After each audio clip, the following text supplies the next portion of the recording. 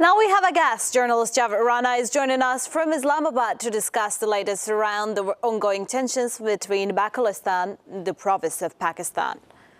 Javed, thank you so much for joining us here on A News once again. Let's talk about what is going on in Pakistan for now. The attack on the Jaffar expresses is being described as one of the deadliest militant assaults on civilians in the Pakistan's history, with at least 25 people confirmed dead and conflicting reports of the total casualties and hostages. How does this attack compare to the past militant incidents in Balochistan? And what does its scale and execution suggest the operational strength of the BLA? I think they have gained strength in their operation so far as their operation is concerned. And this is nothing new in terms of attacks on Pakistan's trains in countries of Balochistan province. But again, this is the first time in the history of Pakistan that a train has been hijacked. It never happened. That is something we have not seen before. From 2006 to 2017, I think there were as many as 64 attacks on the trains in Pakistan, and dozens of people were killed. But this time around, I think the tactics were different.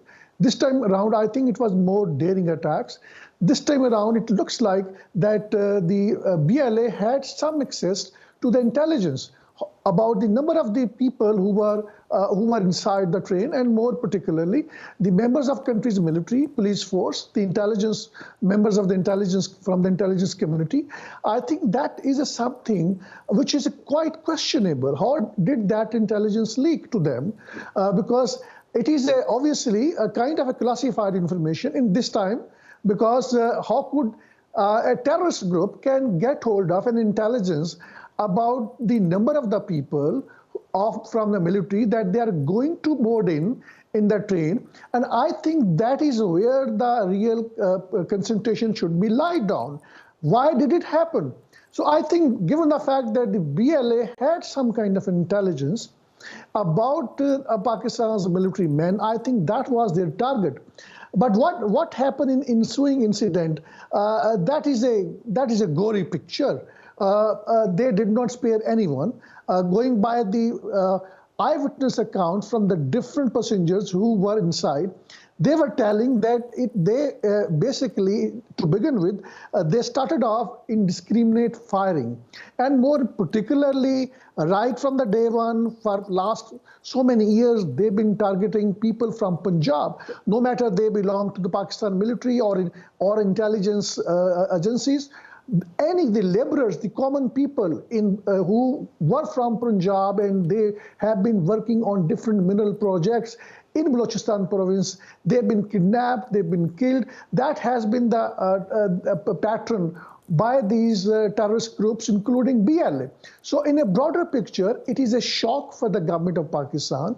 It is also a wake-up call to change their strategy, to bring political means through which this decades-long conflict can be resolved, because much of this has been complicated by fact that there is no representative government in Balochistan province, and sadly there is no representative government in countries, the biggest province of Punjab, in Islamabad, which is the federal government.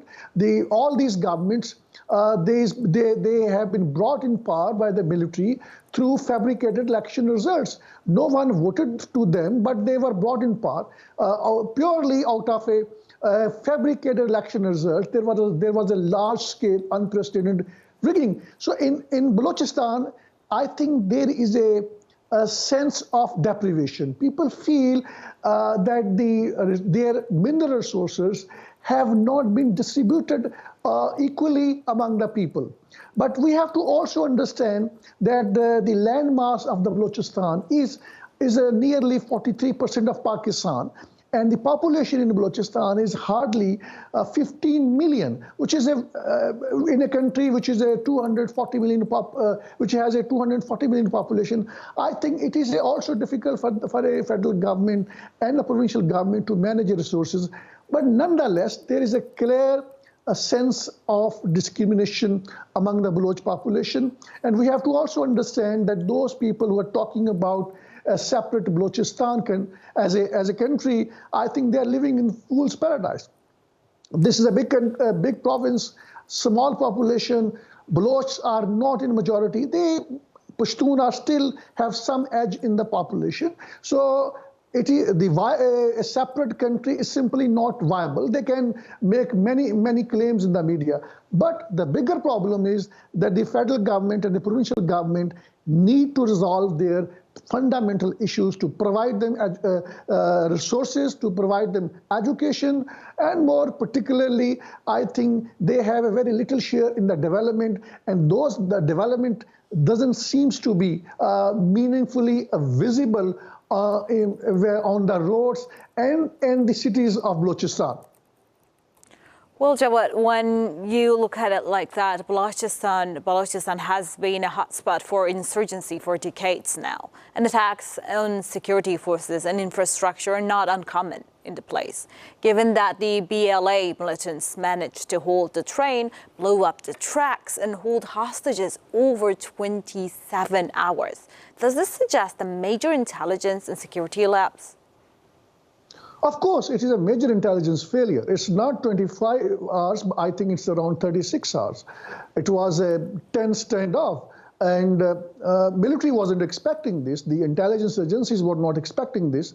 And I think had they had some idea about this possibility of this attack, they would have provided some intelligence. But I think more than that, what I previously explained, it is the leakage of the information to the terrorist group that they knew that the men in the military uniform, they may be wearing a civilian uniform, but they knew that these people who are in civilian clothes, but they are from the military, and they are in the train, and that is why they opted to hijack the train and make such a big spectacular drama to draw international attention. So I think now it seems, my understanding of the situation is that the government is going to probably sack some of the local intelligence heads in Balochistan province, and there is a possibility of overhauling the entire system. But again, the bigger problem is not what has happened. The bigger problem is the way the governments over the period of time have been mishandling Balochistan province. This is a bigger challenge for the federal government, and more importantly, I think military needs to understand that this is a problem, essentially a political problem, and let the politicians handle it. And that is something which is not happening.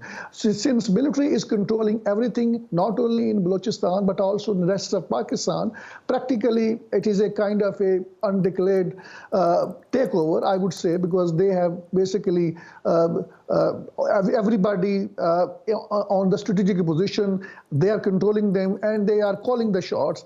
The political government does not have its roots in the public. They are not genuinely elected members of the from the ruling party. So in that kind of situation, I believe unless there are genuine, free and fair elections in Pakistan, unless there is a representative government in Balochistan and in the rest of Pakistan, I don't think this problem is going to be resolved. Well, the BLA is actually considered the most potent armed group among the Baloch insurgents, having previously targeted military installations, Chinese projects and security forces. However, this attack on a civilian train represents an escalation. What does this shift in the strategy indicate about the group's evolving tactics?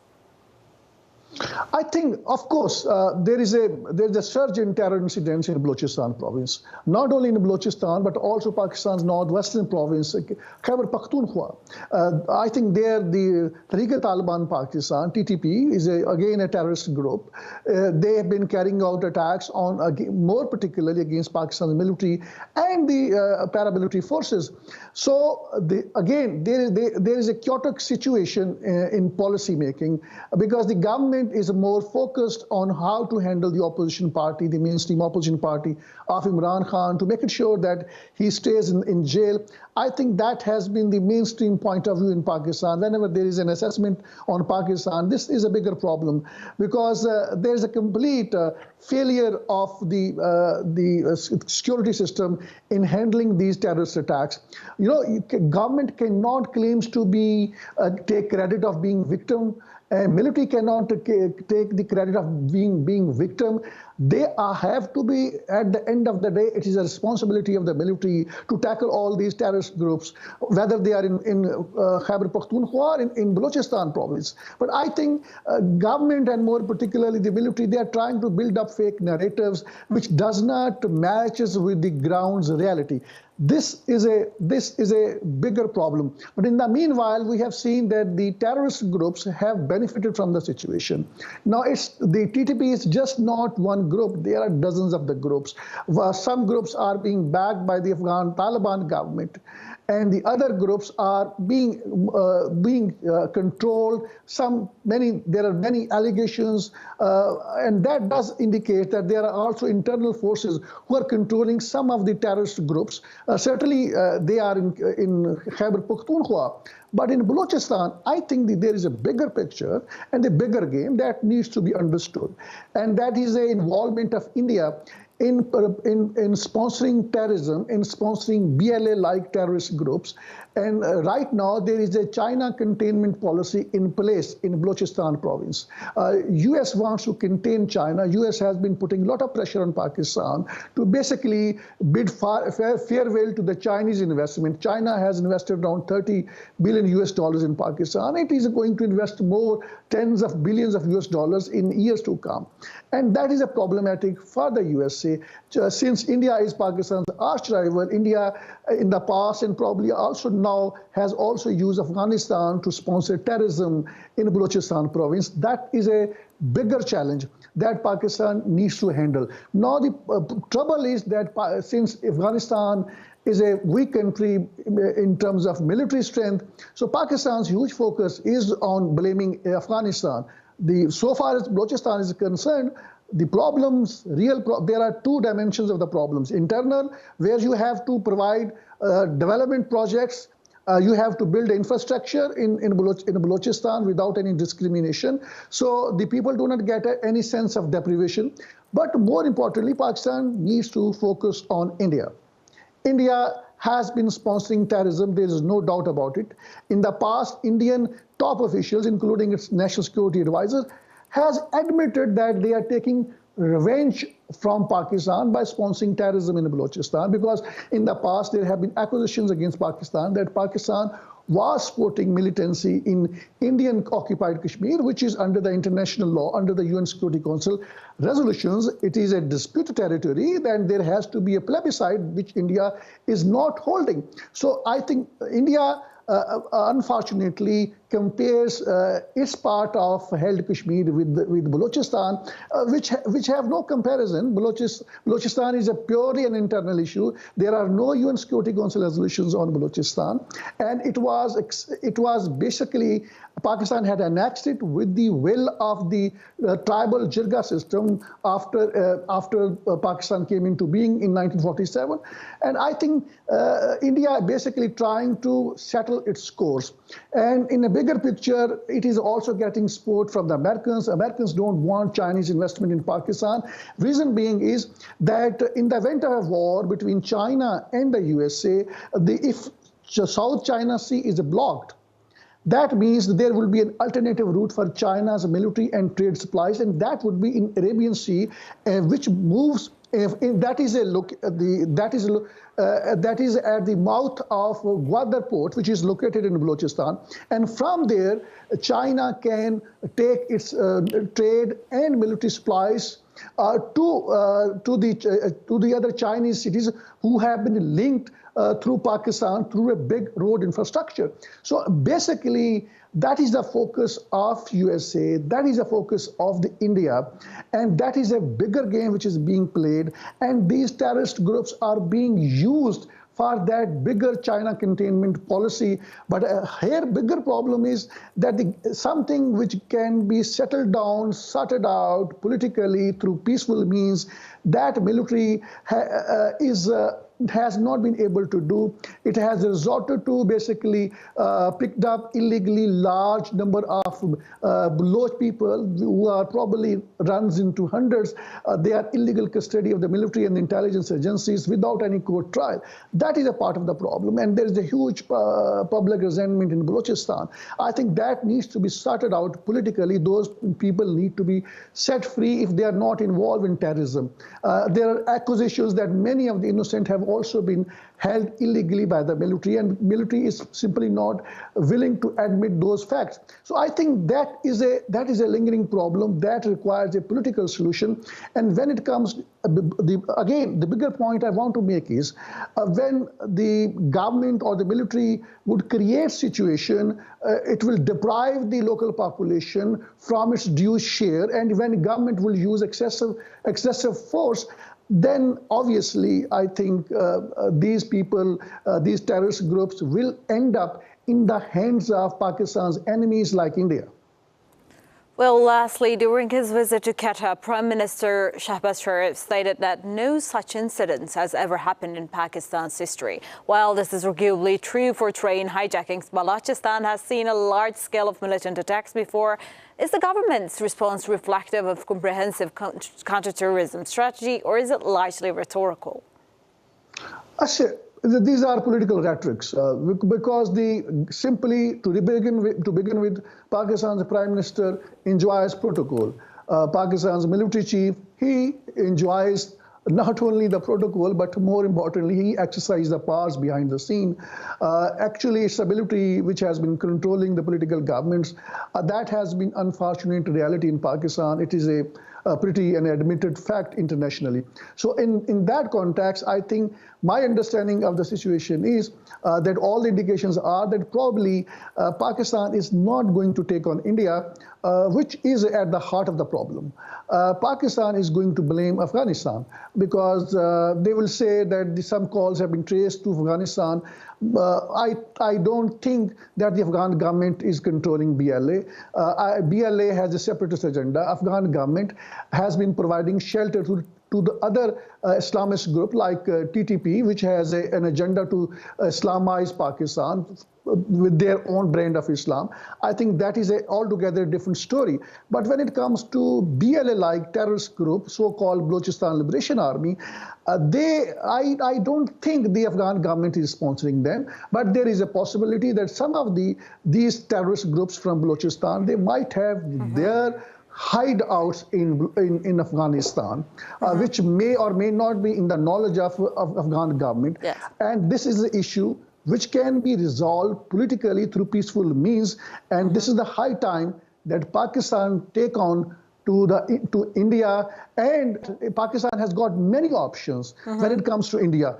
But the problem is the government's focus, and more particularly the military's focus, is not India. Yes. Thank you, Javed. Thank you so much for joining us here on A News. And thank you so much for sparing your time for us.